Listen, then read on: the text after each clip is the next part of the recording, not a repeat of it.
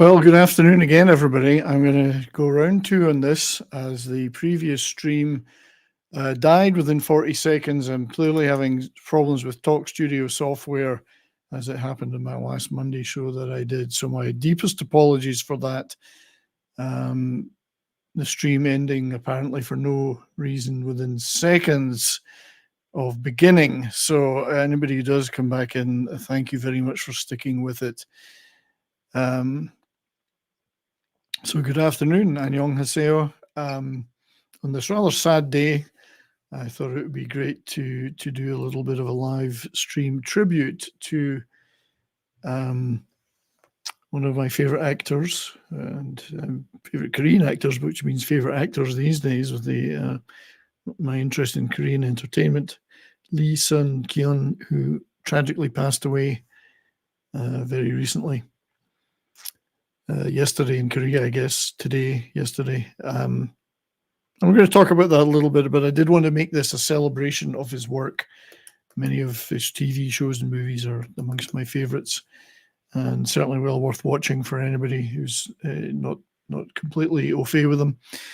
I did have my guest, Scribelight, who had joined me, and I'm hoping he will be able to rejoin me. I've sent him the link. So once again, my apologies for the software dropping the show when we had it set up so well. So I hope you've all had a good Christmas period and are looking forward to the new year. I'm still recovering from the back operation, so I'm not sure how long I'll be able to sit here, but I was woken up this morning by my wife with the news of this, the passing of Lee Sun-kyun, and she was quite upset because she's a big fan of the show My Mister that he appeared in. Now, Scribe, you have rejoined me, sir. Thank you. I have rejoined, yes. Thanks for having me on. No, I appreciate it very much, mate. I know that you're very familiar with the Korean milieu, if not necessarily the work of this particular actor. So. I have a friend who has in recent last year or so pulled me into watching K-dramas. I was a resistant audience member at first, but I have it has quite quickly grown on me. Whether they end up being good or bad, they're entertaining in and of themselves almost always. Indeed, and it's in the last, I guess, 4 or 5 years, perhaps even a little further back for some shows, I've been drawn into the world of Korean TV and movies. And I have to pay tribute, in fact, to my good lady wife, who was the one that started watching certain shows and really said, you got to start watching these. My Mister was one of the ones that she really got into. And also things like Hometown Cha-Cha-Cha and Crash Landing on You, some of the K-dramas that were available on Netflix. And beyond that, we started to look beyond that. And as you find, there's an entire world of stuff there. Oh, yeah. No, it's amazing. I mean, my experience has been like, my friend got me to watch one Korean show, and suddenly Netflix says, oh, by the way, would you like all of these things we have on offer? Like, what the hell is all this stuff? I know, it just started to grow and grow and grow. And then when you look into then as you know, you get attached to certain actors and actresses. Yeah. And you say, well, they were great in this. What else have they done? And you start to dig back into the history and see some of the fantastic movies they've made. I mean, recently there's been international focus on some of them, including, of course, Parasite, which Lee Sun-kyun was one of the stars of, and people are familiar with one or two of those things. But when you look beyond that, there's an entire industry that's being. Yeah. I think, for me, the modern era of Korean movies is kind of started in the late 1990s with things like Joint Security Area and Sherry and movies like that, where they attempted to update their industry to introduce Western standards of filmmaking, not necessarily Western themes or to ape Hollywood, but to at least, bring in some of those standards. And in terms of course, the standards have gone in Western stuff. Well, my experience with Korean films, I mean, has really only been relatively recently, but it's almost always in the horror genre between and I mean, you could call Parasite sort of economic horror, I suppose, but like Train to Busan or The Host, things like that. That's really sort of like when I was like, oh, Korea has a movie industry that bleeds outside of its own borders. Yes, well, those are great examples, and of course, The Host is the same director as Parasite. Bong Joon. I always mangle these names. My apologies to everybody in Korea. Bong Joon-ho, and those are interesting movies that he makes. Snowpiercer, The Host, Parasite, because they have a degree of social commentary in them, which isn't always present in a lot of Korean entertainment. Something, of course, that we're overwhelmed with in Western entertainment now. But he always manages to do it with an entertainment focus. Well, I was curious about something because, and just for anyone in the audience's edification, between the two of us, I've only seen The Parasite. I don't know the actors' work nearly to the extent that Brian does, but Brian obviously has a bigger mental library of this stuff. Is there a lot of crossover that you've noticed between movie actors in Korea and series actors in Korea? Because when I look at the IMDb for, I'm going to say his name wrong, Lee Sun. How do you say his last part of his name? Kyun. I say Kyun. Kyun. Typically, when I watch Korean stuff, the names are pronounced entirely differently from the Oh yeah spelling. Oh yeah. When I watch these shows and I try to I'm reading the subtitles and my mind is trying to read the name phonetically, but then the actor says the name of the character out loud. I'm like, I don't get it. Very different, but because of the romanticized anglicizing of the names and yeah. But anyway, sorry. Yeah. Anyway, so I was curious, like, is there a lot of crossover between, because sometimes movie stars stick to movies until even in America, until relatively recently, there was not always that much crossover in major stars going from movies to television, or it was a big deal if they did. Is that more common that you've seen in Korean fare?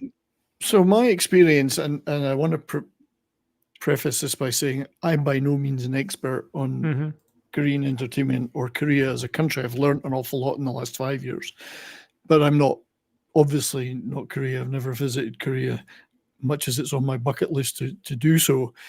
But from my experience and of the material I've loved and that I've watched, which is now up to a list of 300 or 400 movies, shows, there is quite a crossover. So there are a few actors in Korea that do almost exclusively movies, but those are quite a small group.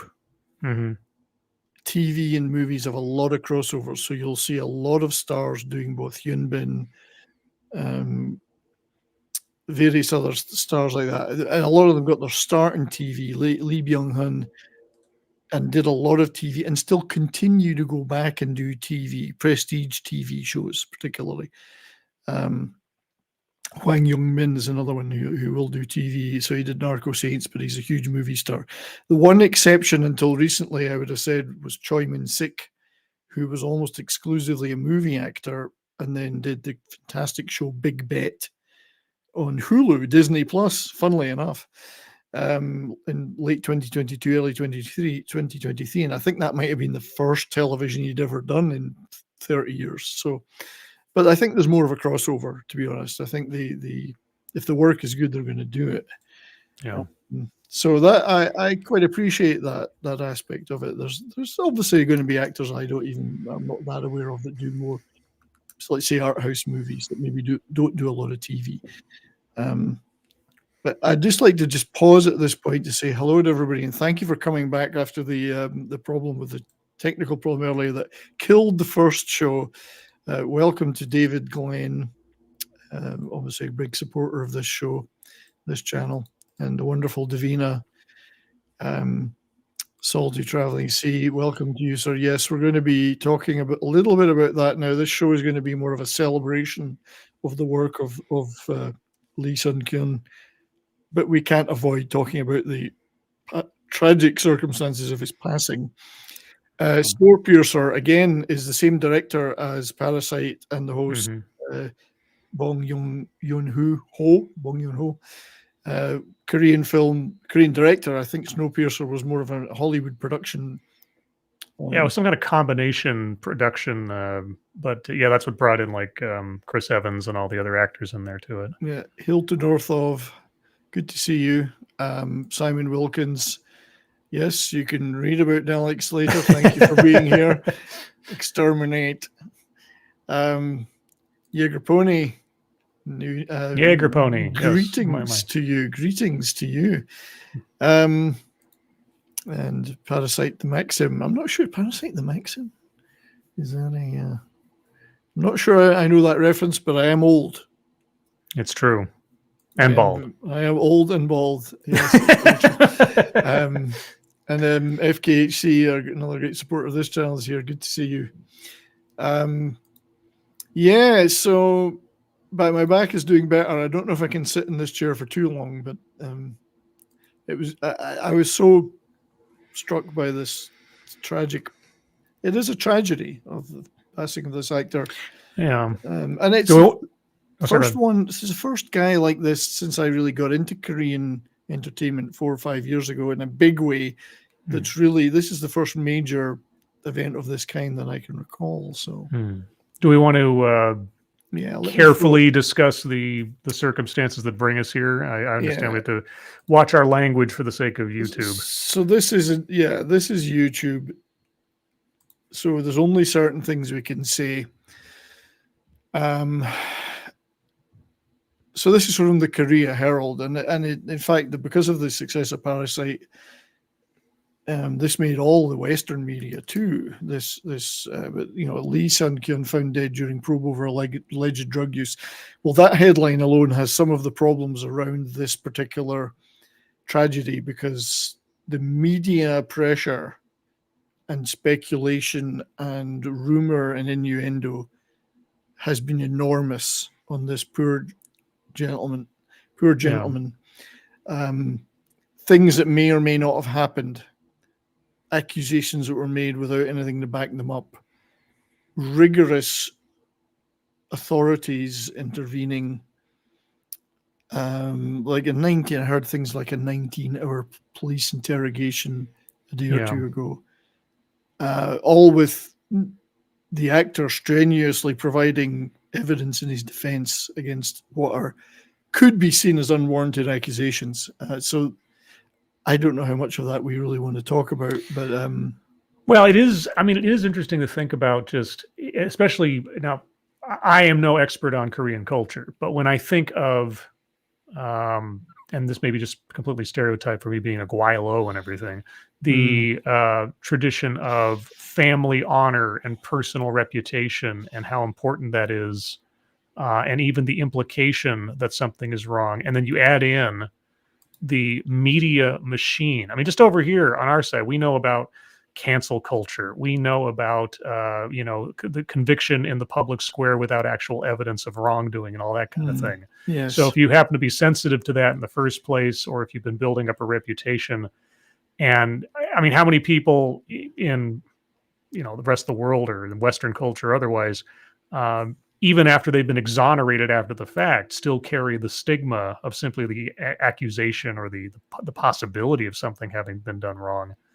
And who knows what other things are going on with him psychologically or otherwise. But yeah, if he had the authorities, the media, and everybody jumping on him and making him into a villain without anything to back it up, he might feel like he might have felt like there was nowhere to go after that. I get the impression that tragically this is what's happened. Now, I believe from everything I've seen, including the show Trans-Siberian Pathfinders, which was a reality show he was in, he seemed like a really nice, warm, humorous, caring guy. Now, that's television again. How do we know the reality of people's lives? Sure. But I believe that he possibly had a sensitive side. He was outraged by what's been said about him in the media. The media frenzy has been incredible around this. And again, he's done a lot of things to say this didn't happen. This stuff didn't happen. Here is evidence that this didn't happen. Drug tests, lie detectors, all these things. And to be dragged in by the police at Christmas for 19 hours over what have been statements made by somebody. with nothing else.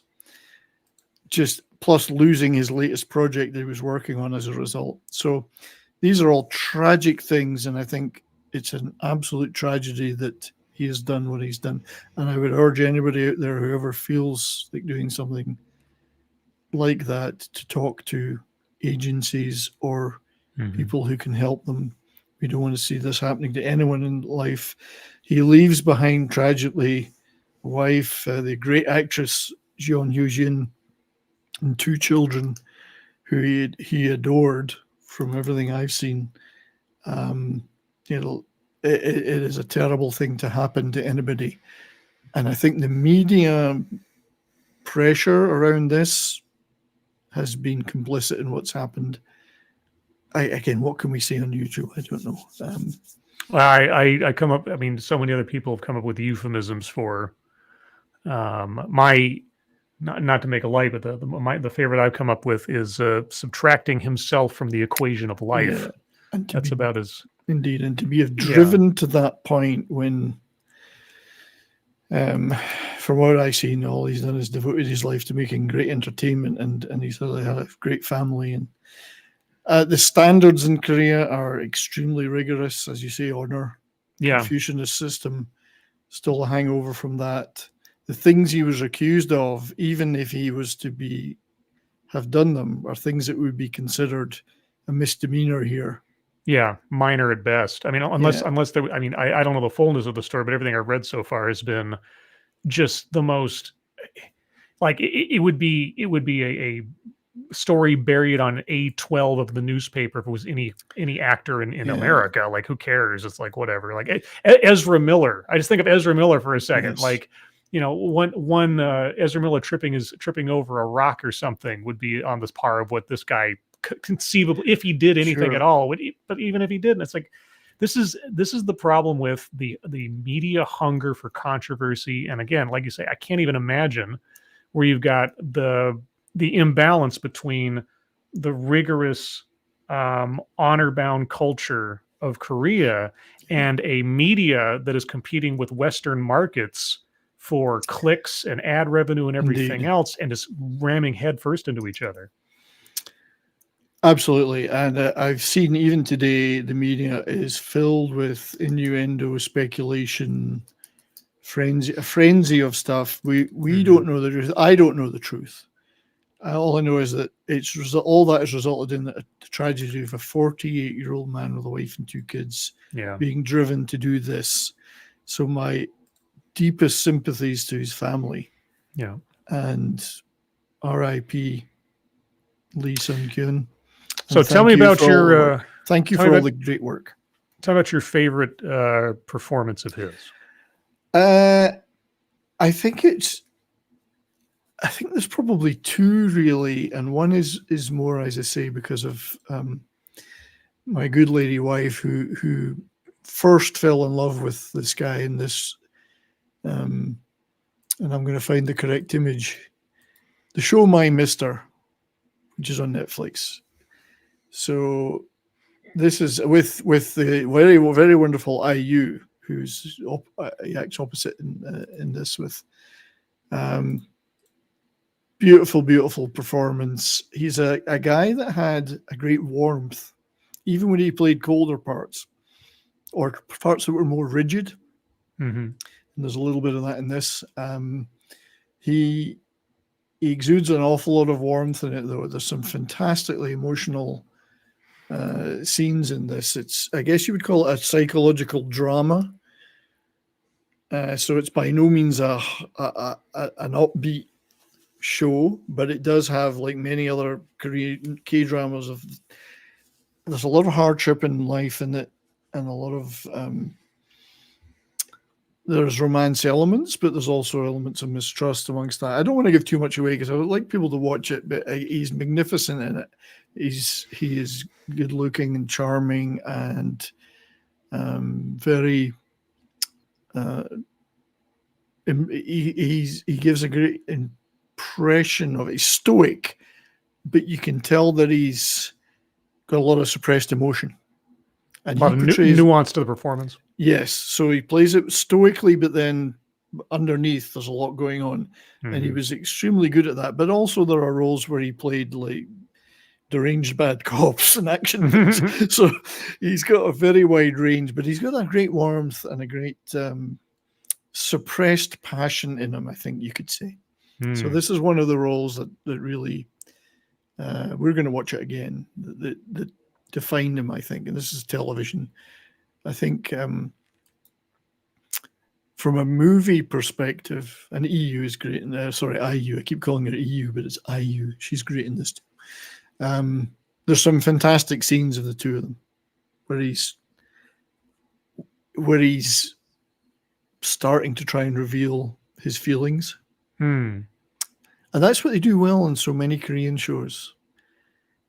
There's a number of them like this where they build up to this stuff. They're not leaping to bed within 5 minutes, No, there's I mean, with the ones that I've watched so far, and this I'll be giving away the poverty of my experience so far. As far as series that I've completed, Alchemy of Souls.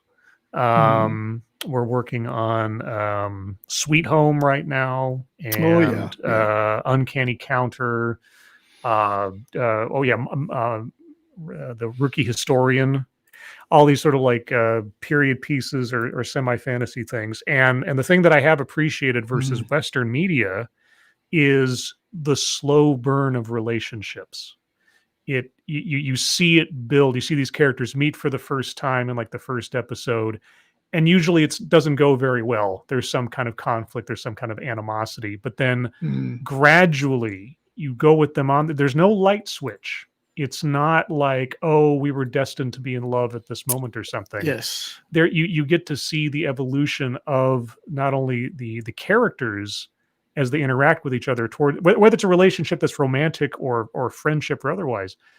They take the time to build the relationships, and the relationships are the most powerful part of the story. It's not the special effects. It's not, I mean, the magic stuff comes in too in a lot of places if there is magic involved. But that's what I've been appreciating as I've been watching more Korean stuff. Even when the show isn't that great, you can see the amount of care people have put in establishing interpersonal relationships as the foundation of how the stories go, and for the payoff when things go right or wrong. Because when somebody dies or somebody gets hurt, it means something because you've spent some time, you've gotten to know these people, and they really focus on that layered establishing relationships. And it's not just cardboard cutouts. Everybody's got nuances to them. And even when they do get together, and I'm speaking in general, you've seen how the relationship is built, and you understand it feels more organic. It feels more genuine because you've seen the journey to get to that point. Now, the real test is once you've gotten to that point, has the writing earned that outcome? But that's true for just about everything that I watch. But in Korean shows so far, it's batting pretty good average. Yeah, when they get it right in that way that you've described, they get it right. I think Mr. Sunshine, the Lee Byung-hun show would be, and Kim Tae-ri show would be another example of that. The romance in that is so strongly written and acted, and yet there's virtually no physical component ever. Right. But yeah, so they're great at that. And this one, I think the two leads in this is the kind of thing that could be described as, when you look back on your work at the end, this is one of the greatest things I ever did. And I think for these two, absolutely. And it doesn't hurt that he's a, fairly tall, good-looking guy with a lot of charm, but his acting in it is very nuanced, and it's about breaking down walls, and he plays that very well, I think. So, Okay. So I'd say that's one of the ones that people would should look back on, and we'll talk about a few others. But I think in terms of movies, he's been in quite a few top movies. One that I want to especially talk about is this one, A Hard Day, which is a crime action thriller, which shows the other side of his acting. Now, they can all do this, of course. Of course, sure. But and for a guy who's kind of like a charming, sweet kind of guy in many ways as a human, he could really dirty up quite well and play some rough. Well, I take a look at that picture and just with the aesthetic there, first thing I think of compared to what you described previously, I think of like John Wick. You take somebody as like sort of peacenik as Keanu Reeves, and suddenly he's like the hard-boiled bad guy or quasi gray area kind of thing. That's right. I mean, it's kind of a crime black comedy where I guess he's a cop who makes a wrong decision. Let's put it that way. Okay. And it's funny because he played corrupt detectives in a couple of things. There was this, and then there was Joe Pill Ho, The Dawning Rage, where he played a corrupt cop and was really dirtied up in that. I mean, he was almost like comedy haircut in it. You know, it was weird. It's amazing what they can do with the hair in Korean shows. It's a pretty good crime action thriller where he plays.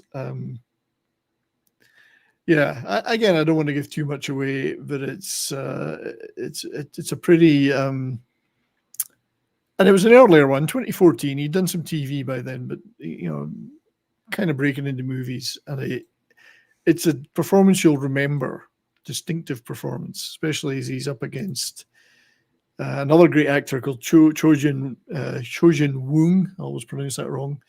Who's been in a ton of great movies over the years, and the two are rivals in it, as it were, trying to take each other down. So, very different performance, but I think that's one that sticks in the mind. Actually, I was going to show. So go back to My Mister. I just wanted to show a little bit of a clip from that. Yeah, and it kind of gives you a taste of the sort of the crippling stoicism that has to be overcome in this, and it's a beautiful, beautiful, wistful show like they do so well in Korea, and he was just magnificent in it. And overcoming crippling stoicism, is that? I mean, is that some kind of like also like cultural commentary about Korea? I think there is in a lot of Korean movies and shows. There is this isolation, possibly because of the the Confucian eras of their society. Everyone's strict, rigidly in their box, and rigidly separated in many ways. Now it's 2023; things are different probably, but there's still an element of that, and a lot of shows show that people that are basically living these lonely lives and reconnecting or trying to connect with humanity and open up a bit, and because they've got all the layers of formality in Korean society, as far as I'm aware. Yeah, I noticed that too in both, let's say, Alchemy of Souls and Rookie Historian. Usually have the isolated or cloistered royal figure who then has to interact with like the peasant character who comes in to brighten up their life or get them out of their shell, figuratively or literally, that kind of thing. Yeah, the social rigidity, the formality, the fact that you're all supposed to respect elders and speak in a certain way. I mean, there's multiple different ways to speak to people in different scenarios. That makes for that's a huge trope in Korean entertainment, and makes for a very difficult navigation of personal relationships. So for Korean actors, a lot of them are well trained in how to portray that, and My Mister's a great example of that.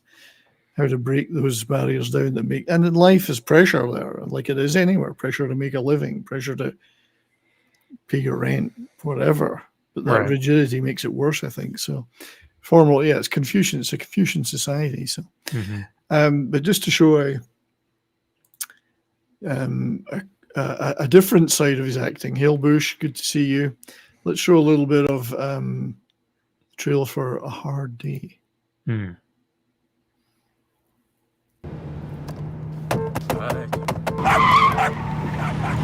손나 진짜. 도대체 지금 어디야? 엄마 지금 입간해야 된다는데. 미안해 엄마.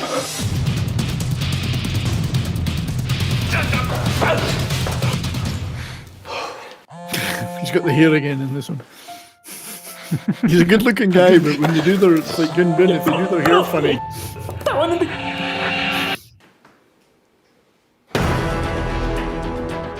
노무사님? 미제 사건하고 공소시효 얼마 안 남은 사건들인데 뺑소니 자수하면 몇 년 살지? 교통사고 신고가 들어와서 확인 나왔습니다. 어디 좀 나왔니? 누구세요? 네가 이광민 죽였다는 거 아는 사람. 지금 사람 죽이고도 지낼만 해요? 너 신고를 하든 마음대로 해봐. 너 더 이상 말로 안 한다고 그랬지? Menacing words. Yes. 제보 들어왔다. 둘이나 죽인 유력한 용의자야. There's a lot of actors in this you'll see in many other Korean shows. Yeah, I thought I just recognized one on the wanted Yeah, poster. there's at least two. 너도 이제 끝이야. Three, really. Three big actors. Yeah, the guy on the wanted poster, I could be wrong, but there's, and I'm so terrible with memorizing the names, the actual names of the characters, because they're so foreign to me that I end up giving them nicknames. So in Alchemy of Soul, the bad guy, he's got white hair throughout the entire thing, and I started calling him Cocaine because he was the bad guy, and yet and I've seen him show up in a couple things, and I go like, oh, it's Cocaine. So I'm not sure, but I think the guy on the wanted poster in that trailer was Cocaine. Whatever. No offense to the actor. I don't mean to associate you with, especially given the circumstances. Not associating you with it. I'm just saying that. But we're the same. We like when we watched things with Lee Sun-kyun, Sun-kyun in them after, we'd say, "Oh, it's my Mister."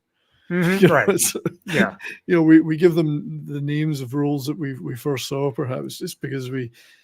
I don't mean any disrespect to Korea, but obviously being a Scot, I find it hard to process the names a lot of the time. So, right, not just to say them sometimes because I know I'm mangling them, so it makes me self-conscious. But that's a great little crime action thriller. A Hard Day was fantastic in that. It's very similar. Corrupt cop, and it shows another side of his acting though, because not only there's some action stuff in it, but he does this kind of for a good-looking guy who can do stoic and handsome, he does the goofy is very, very well in it too. He's like with the hair and he's like, what? He had a great sense of humor in some of his roles that came out. So another one that was like that with a similar corrupt cop, but much harder even edge is the Netflix Joe Pilho Dawning Rage, where he's corrupt cop trying to take down all the other corrupt cops. That's always a good one. He's less corrupt. That's another Korean trope: corruption in authorities. Right, including the police. And he's fairly open about his corruption in this, but decides that finally that some of his colleagues have gone too far, or the people above him have gone too far. So as you can see, the hair makes a big difference for a good-looking guy. He can really rough it up. So another great one, Joe Pilho. I wouldn't mind going back to just a quick. And there are things he's done I haven't seen. Many things. I want to go back to his earlier material that I've seen a little bit of this show, but not much. This is more your standard K-romance pop drama, Coffee Prince, which this was one of his first breakout roles. The guy, you may recognize the guy on the right, that's Gong Yoo from Train to Busan.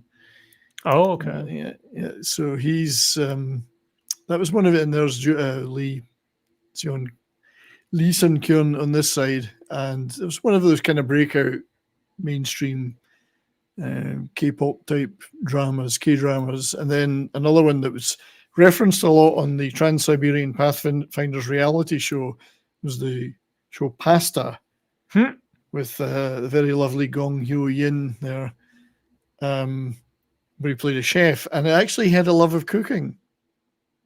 As a result, he actually loves to cook, or did love to cook in real life.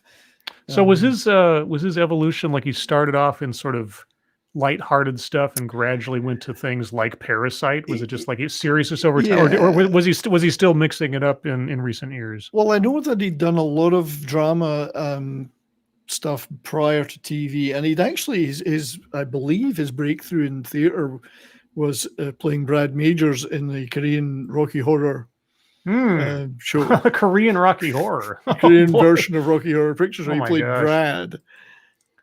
Damn it, Janet. Janet. I love you. So, yeah, the one in the hat is Gong Hyo-yin, who's she is very cute, and she's quite a big star. She's in a lot of K-dramas, a lot of stuff. And that was more, so he did do some stuff like that, and a lot of theater.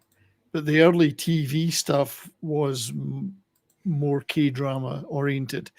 And then, of course, they get the chance to move into the more heavyweight stuff, such as when he moved into doing, a hard day there, and stuff like Parasite later. And he did a lot of art house movies too, so it's quite a wide range. It's a very versatile guy. Could do a lot of different stuff. My Mister obviously was a huge breakthrough. Bad Lieutenant might surprise you. I've seen Bad Lieutenant. Have you seen both Bad Lieutenants? I've seen both Bad Lieutenants. Yeah. Okay. Yeah. And one is worthwhile. The other one, yay. Yeah. What was the second one? New Orleans or something? I can't remember. Yeah, Port of Call, New Orleans with Nicholas. I mean, Nicolas Cage is worth watching just about in anything, but still, first Bad Lieutenant, boy, howdy, that was rough. Yeah. Another TV show that he did just this year, really. I think it's on Amazon Prime. It's a pretty good legal K-drama with some action thrown in. Payback. What's it called? Payback, Money and Power. Mm. It's actually a really neat show because he gets to stretch his legs a little in terms of how he looks. Because at one point he's in Manchuria hiding out, and he's basically looks like a Cossack with a beard and whatever. And in fact, let's take a wee look at the trailer for that too, if you don't mind. Sure. Here it is, the teaser trailer, just a short one. It's a pretty damn good show. It's fairly conventional K-drama, but his presence elevates it. I mean, it wouldn't work without a guy that knows how to do the range of things he can do. 지방검찰청 특수부는 채용 관련 서류.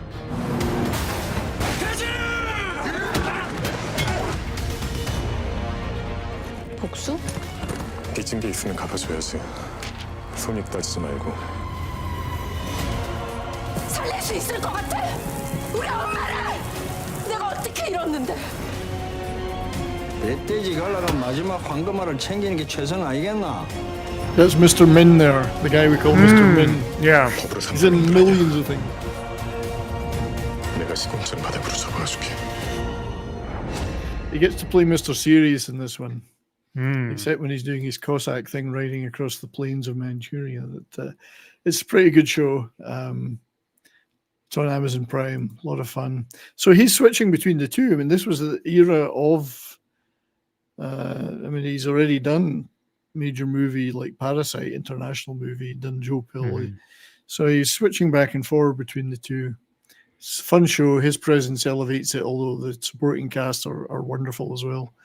So I'd recommend that one. I'm still really amazed that, just as a side thing, that the Parasite became such an international deal. I don't know enough about I'm sure somebody's done some research on it yet, but just what about that film, its marketing or otherwise, caused it to become as much of a Western sensation as it was a Korean? Yeah, I think we need to talk about that because we're going to move on to talking more about these movies in a minute. Okay. Sorry to jump the gun. No, not at all. No, we do need to talk about this. So E. Clay Thomason says that I'm a queeb. He's right. I am a queeb.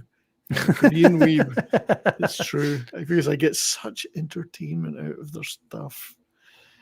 I mean, I was just in the middle of, when this tragedy happened, writing a couple of scripts for some Korean shows I've just watched that I wanted to review, but that's been put on hold for now.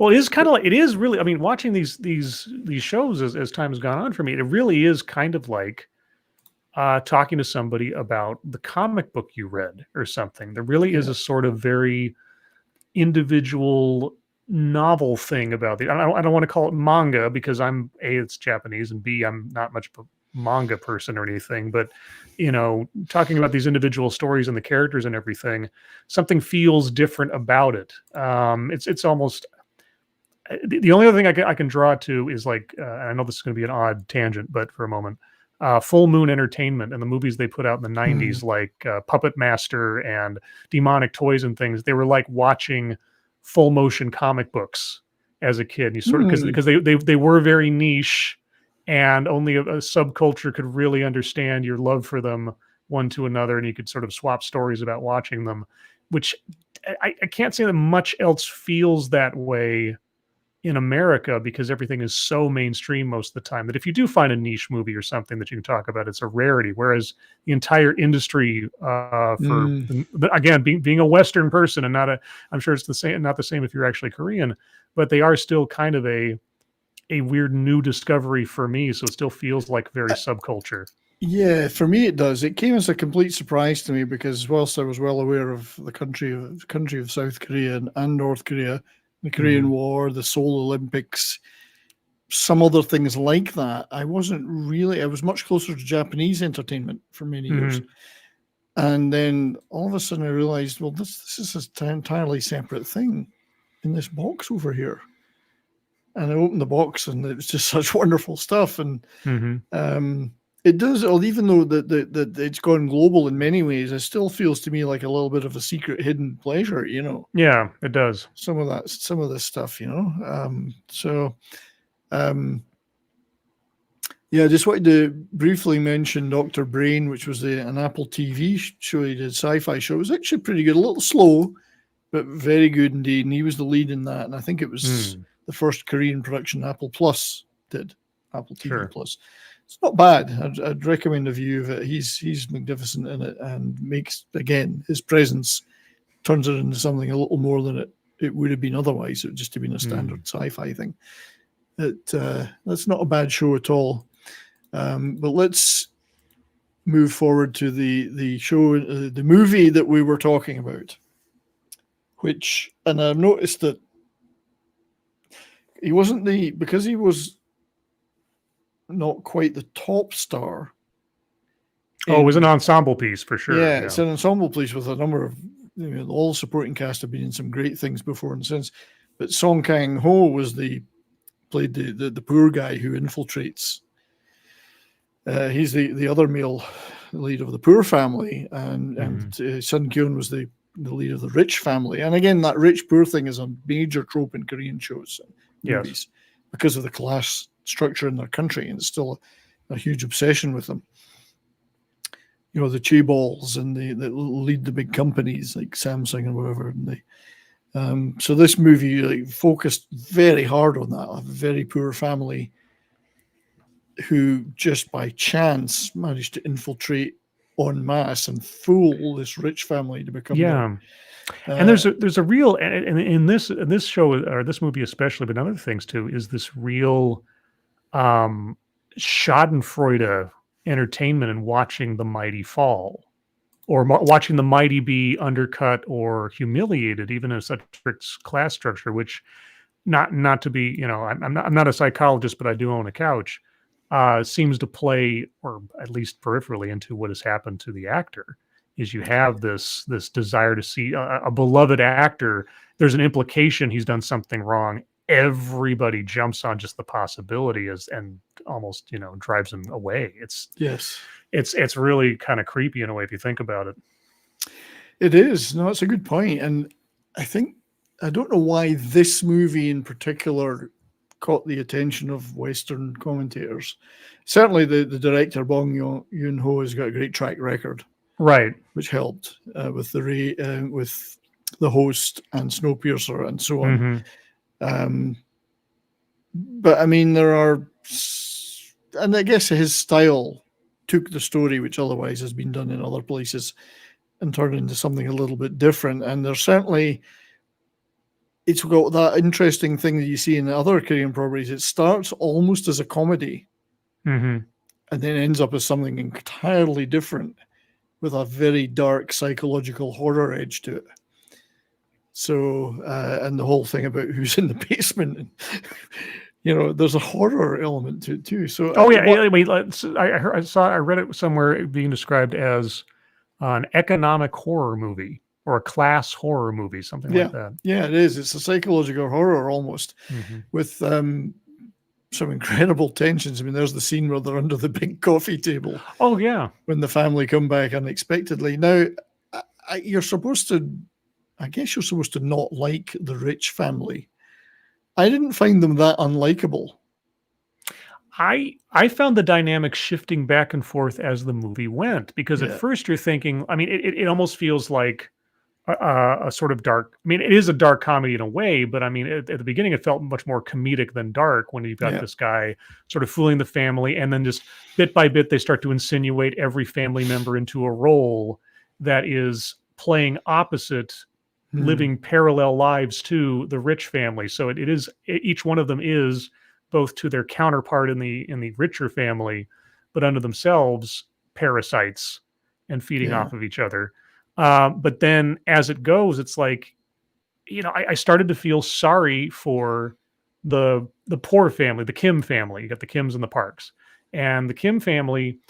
I could see their dynamic as this dysfunctional family, but they're just trying to survive. And there was a genuine love for each other there. It's really hard to not empathize with a dynamic where even if they see the rich family as their sort of adversaries in a way, amongst themselves, they loved each other. But then like the rich family, they're not doing anything wrong. The guy's not like working in a job that is in and of itself, terrible to people. They're not treating people badly. They're trying to treat their employees well and be respectful, but they just happen to be in a different class system. It's just, yeah. And I don't think the kids are that bratty that they've got or whatever. And but it's funny because and I think Davina's got a point. It's shades of grey in this. And I felt some sympathy for the rich family. I didn't hate them because they were rich, and I think I think Lee Sun-kyun as the father of the rich family had the slightly harder role to me than Song Kang-ho's poor family father, because he could really act out a bit. He got the chance to act out, and the other guy had to be a bit cooler. You got to play it straight because he's not deceiving anybody. Yeah. I mean, that was the other thing too, is that between the two families, one is nothing but deception and betrayal, and as far as I could tell, nothing about the Park family, the rich family. I didn't see anything where, anybody was lying to anybody or one was betraying the other or something. Just not that I recall anyway, unless I'm forgetting a particular plot point. So the only sin that the Park family committed was being well off, mostly, and being in opposition to the Kim family situation. I think the wild card was when they found out there was somebody else in the basement all along. Well, that was the I mean, of everything. By that point, they kind of sold me on the situation. So the fact that there's under the people under the stairs too, like sure, why not? Yeah. I just want to say hi to Putin's cat and say, yes, that was a nasty font, and I figured out how to change it. That was a rough one. Yeah. Bad font. That bit, spoiler alert, obviously, but the fact that there's been something else going on other than these two families tussling with each other in a sense. But it's just the tension in some of it was incredible. So I understand why. I mean, you never know why one thing gets picked and not another, because it's not my favorite Korean movie by any means. Hell, I would prefer of Bong Joon-ho's movies. I think The Host and Snowpiercer I prefer to this one. Snowpiercer is great, yeah. Yeah, and The Host is just bonkers. Same actor, of course, Song Kang-ho. He works with him a lot. But I appreciated Lee Sun-kyun's performance in this because he had to play a little bit cooler. He shows a little bit of a sneering disdain a little bit later when he talks about the smell. That's right. Yes, he talked about the smell. That's right. Yeah, that was the one thing that sort of like, I guess, vilified him, if anything else. Yeah, he did. You could tell he did look down on them to a certain extent. But this is a key interchange between them in the car.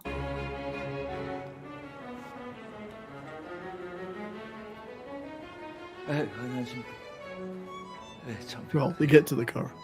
Yes. He's pretending to be he wants to be his driver.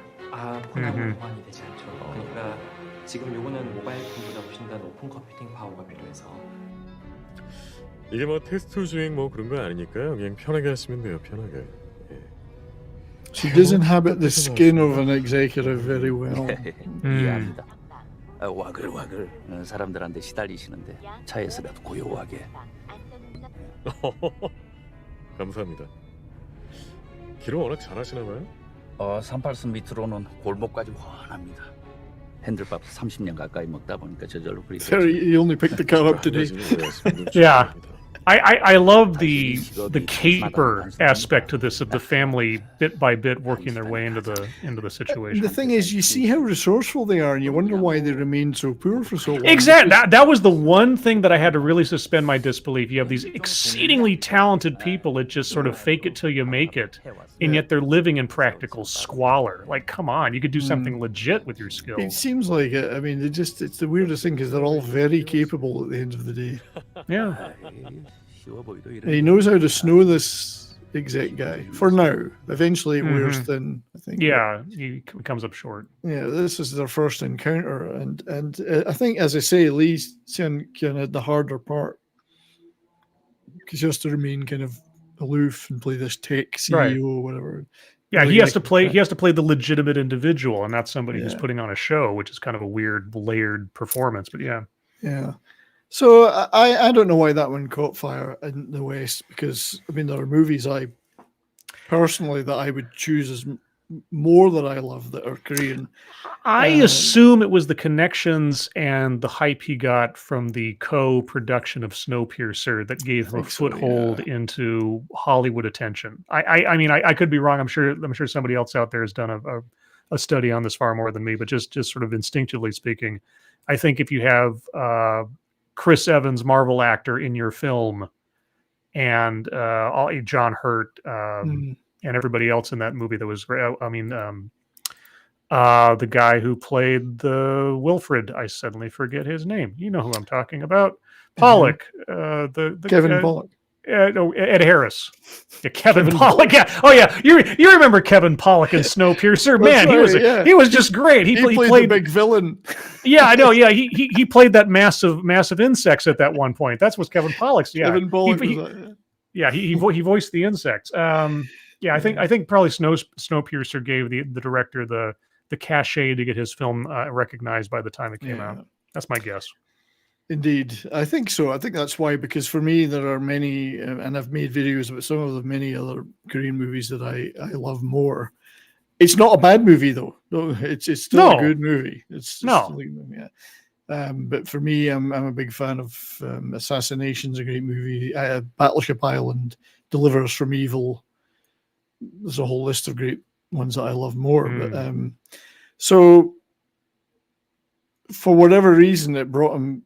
You know, it was an international success, and it did bring him attention. And I mean, I've talked about the show Trans-Siberian Pathfinders. He was stopped on the streets in Moscow by somebody who recognized him for Parasite. So, you know, it had a big effect.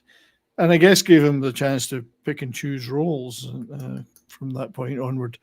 And he did make a really good movie this year. Great psychological thriller. Horror, kind of horror. It's weird. It's kind of a psychological thing, really, called Sleep, where he's to his wife's chagrin starts talking in his sleep, then walking in his sleep, and then really weird shit starts happening. Which he remembers nothing of. So that kind of psychological. Is this on Netflix? No. I had to download a copy. Sorry, did I say that out loud? Ooh. I had to obtain a copy from. Yes, you independently obtained a copy. I missed the chance to see it in the cinema because they're only on for a week in one cinema, an hour and a half, 2 hours from me. So, but this is a little clip of it, a trailer for it. 잘 자.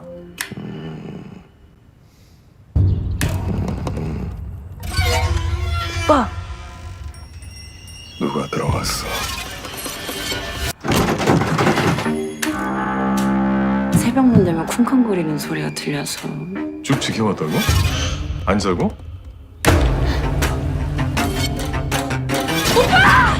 오빠 왜 이래? 원하는 게 뭐예요 나한테?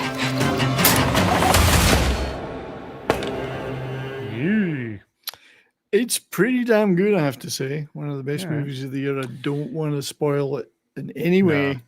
It's a great little psychological thriller. What project? So you mentioned, and I didn't know this, that the scandal here got him derailed from a project he was working on. Do you know anything about that project? Yeah, I think it was called No Way Out. Was that the name of it? Oh wow, is that grimly appropriate. Was it No Way Out? Yeah, it was No Way Out was the name of it, and I think it was like a crime action thriller.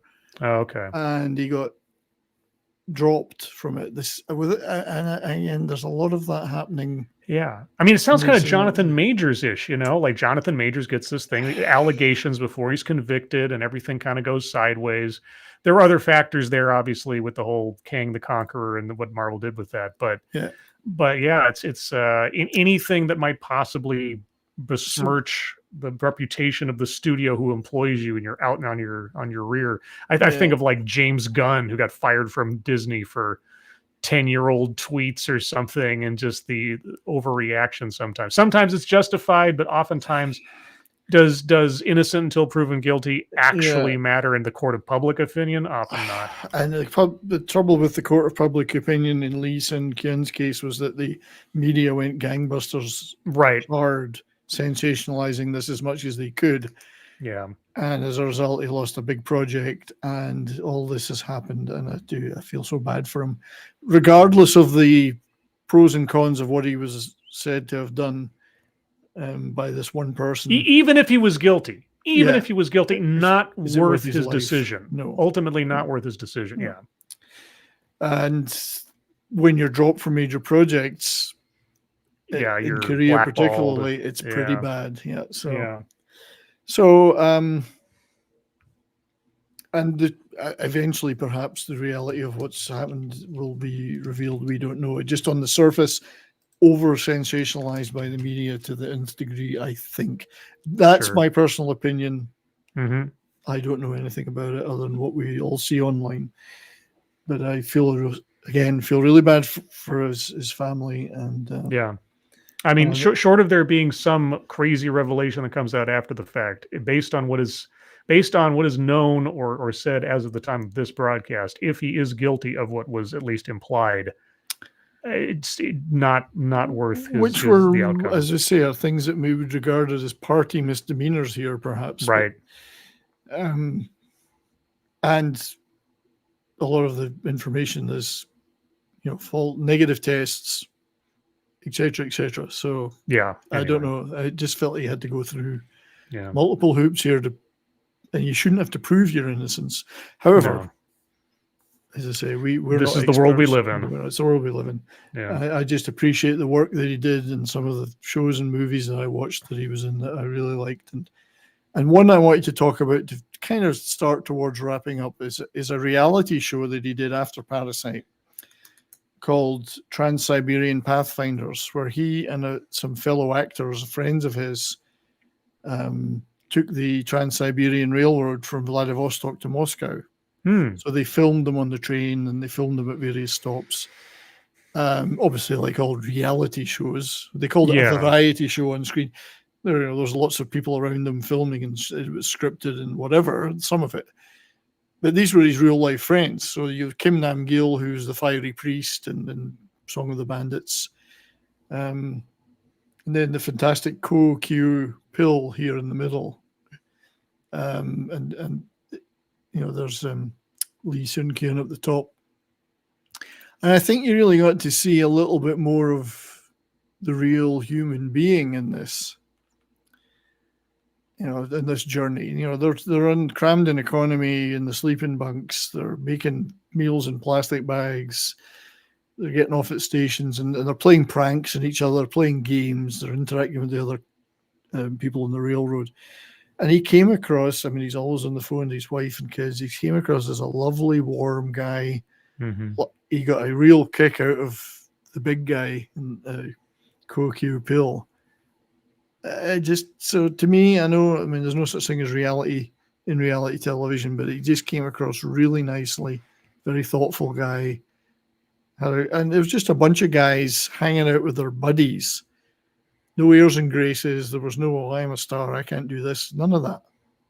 They were doing crazy stuff. They were living rough on the economy and all this. It just gave... I thought, would there be 5 Hollywood actors that would do this? Maybe, I don't know. Yeah, you could imagine it, but you wouldn't be able to probably take them seriously as genuine. But you wouldn't be able to probably take them seriously as genuine. Like if you put like George Clooney and Brad Pitt and the whole and a lot of laughs, and it showed a human side to him, you know. Mm-hmm. And I didn't see any evidence of a.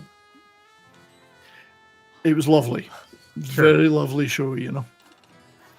So it was funny. We just finished watching that just a few days ago. Wow. I think it's from like 2020 or whatever. But it was a great travelogue as well, because you got to see something I was not familiar with, which was the Trans-Siberian Railway, and some of the cities along it, and it was so an interesting travelogue from that perspective. So it was kind of neat to see that and see him. Possibly the last thing I saw him was he's being himself. You know, and I mean, they're just guys. They were just guys that live in Seoul.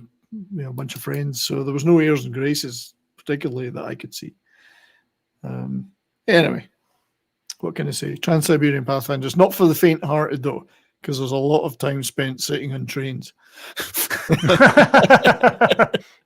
And the English subtitles that I found, I had to match up. It was tricky to match them up. Because they were wrong. They were in the wrong.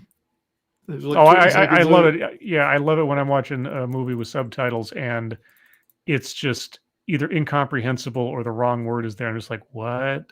And like, especially when it's like a really dramatic moment and you don't know what the person's saying, and it comes out ridiculous and it completely kills it.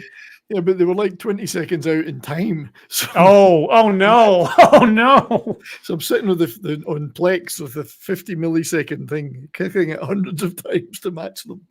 Oh geez. But there was a lot of laughs in it. That's good. It's funny. One of the things that is, just before we wrap up, one of the things that was distinctive about him, and I've seen in very many other things, including Trans-Siberian, where people were imitating his voice because he had a very particular voice, almost like in the baritone region. You know, he spoke a little bit like this down here, and apparently it's well imitated in Korea by people for fun. Oh. And we didn't know it at the time, but we watched a show called Vincenzo a few years ago, and they imitated the two guys in Parasite in it, and this is quite funny. So I wanted to finish on a nice light note as a tribute to the guy. This is from the show Vincenzo. 부탁이 하나 있습니다. 예, 뭐든지 말씀하십시오. 성대모사 하나 해줄 수 있어요? 나도 기생충 봤습니다. 좋던데요. 럼베르기니가 진짜 잘 나가요? 겁나 빠르냐고. 아 예. 산8선 밑으로는 제일 빠른 차입니다. 뭐 밟으면 그냥 확. 응? He nails both of them. He just this when he gets. 럼베르기니가 진짜 잘 나가요? Because that's exactly how Lee Sun-kyun. 겁나 빠르냐고. 아 예. 산8선 밑으로는 제일 빠른 차입니다. He just nails the two guys. 뭐 밟으면 그냥 확. 응? So that was cute, and I just noticed. I thought when we watched that, I'd not seen Parasite, so I wasn't aware of the joke didn't land. Yeah. Anyway, yes. So just to wrap up, tragic loss, regardless of the circumstances. I very much appreciate the work that he did, because at the end of the day, we want to love entertainment. This is what we all want to love stuff, and we like it when they make stuff we like. And these guys in Korea are making a lot of great stuff, and I've grown to appreciate it a lot. And some of the things like My Mister and A Hard Day and Sleep, things that Lee Sun-kyun has been in, have been some of my favorite things. So I'd like to again give my condolences to his family and my appreciation for his work that he left behind. So yeah, thank everybody for watching this impromptu live stream. Scribe, my friend, thank you very much for joining me. Well, thank you for having me on. I appreciate the invitation. I'm glad to have hung out and found out about the guy. Like I say, I'm only now, unfortunately, from your enthusiasm, learning about him. But I think some of your recommendations are going to make it onto my list here pretty soon. Yeah, there's definitely the ones I mentioned. My Mister Payback, Doctor Brain, Hard Day, Joe Pilho, Sleep, all great properties. There's things he's done I haven't seen. And when you look at it's a huge list. Some of the art house stuff I haven't seen, so I'd like to go back and look at some of those. He was very well respected by his peers. Big star in Korea, so it's very sad. What have you got coming up soon? I got two things. Tomorrow, Thursday, at 6 p.m. Pacific, 9 p.m. Eastern, is my weekly delving into random presentations on the fringes of officialdom, TED Excellence. I haven't quite decided which one I'm going to go for yet, although I will give you a possible. I'm waiting to see if they'll drop some more presentations today because they haven't. But the one that I'm looking at right now is titled Cultivating the Queen in Black and Brown Girls and Women. Oh, really? I have no idea what that's going to teach me. Is there magic involved?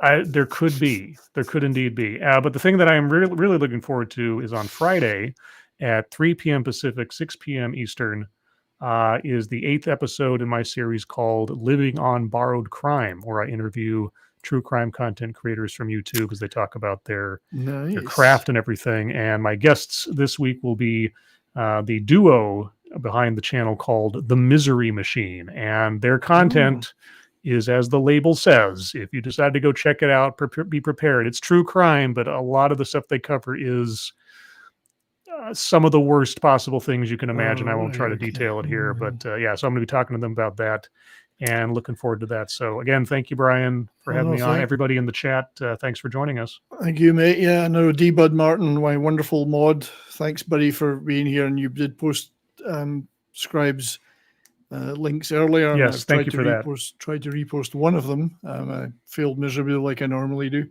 No, I'll look forward to streaming with you again soon, my friend. Sure. As for me, I might be appearing on I think the next show I'll be doing is Bourbon and Boarding on Saturday night. We had a break last week. Obviously, I was laid up, still a bit sore, but we'll do that show Saturday night, me and Brahma, hockey and booze. Mm-hmm. And I won't be doing It's Only Talk and Roll on Monday on my channel, but we are currently planning January's shows. So I believe the next one will be an edition of our cult comedy crew where we will do The Young Ones. Ooh, Vivian, who hates doors. Yes. Who hates doors, yes. That's right. So, hey, you can welcome to join us for that, sir, if you want. Oh, I'll think about probably it. Be early January sometime. All right. Thank you, everyone, for joining me in the chat. Apologies again for the technical snafus that keep happening and keep killing the shows 40 seconds in.